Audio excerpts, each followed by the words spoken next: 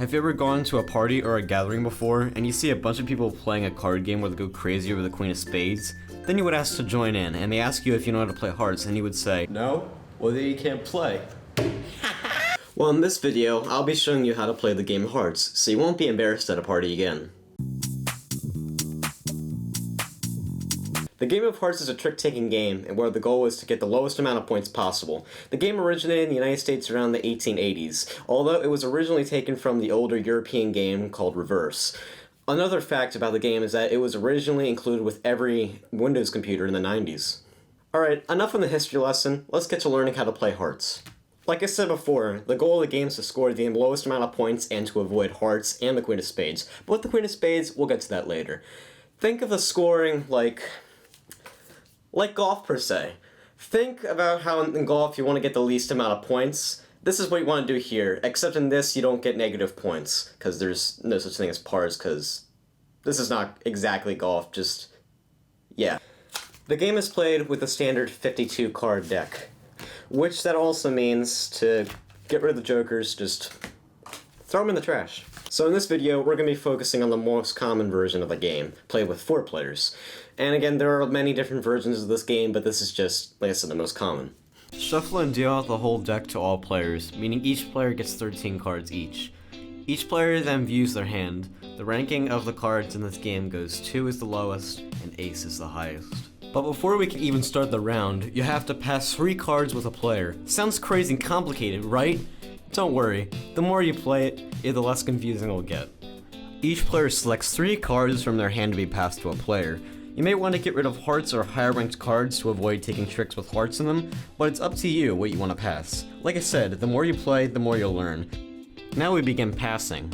On the first pass, you pass to your left. On the next one, you go to the right. On the third one, you'll go across from you, and on the fourth one, you do not pass. Now that everything is set up and each player picks up their pass cards, you're ready to begin. The player with the 2 of clubs starts the round by placing it down the center of the table. Each player must then follow the suit. A suit in card games is clubs, spades, diamonds, and hearts. So this means you have to play a club from your hand onto the pile. If you don't have the lead suit, you are then allowed to play any card or a heart. The only catch to the first trick is no one is allowed to play hearts or the Queen of Spades. Once all 4 cards have been played, the player with the highest card takes the trick. This trick-taking style is played throughout the whole game. Once the first round is done, the real fun of the game begins. Like I said before, each player must follow the suit in the beginning of a trick. You are also not allowed to make the lead suit hearts until hearts are broken, which we'll get to explaining that.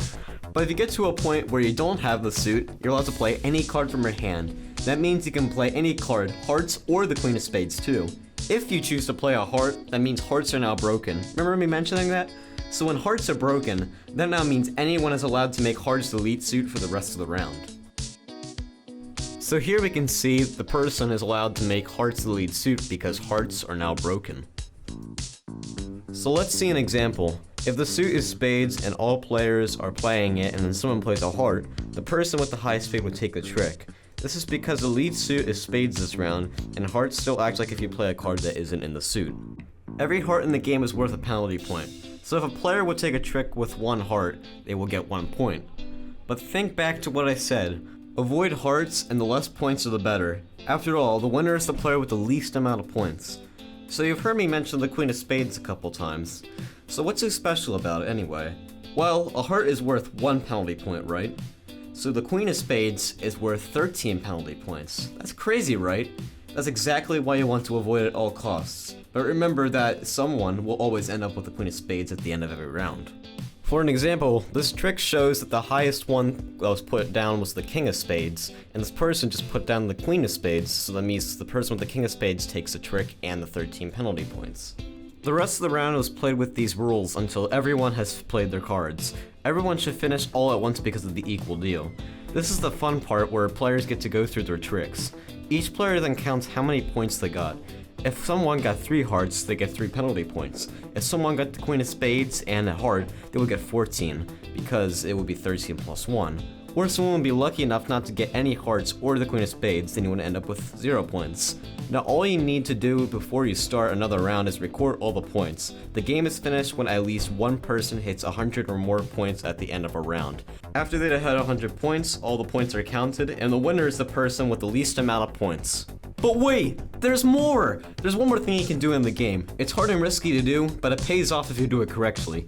If you're able to obtain all the hearts and the Queen of Spades, you choose either to deduct 26 points from your current score, or you can give 0 points to yourself and give 26 points to all the other players. This is called shooting the moon.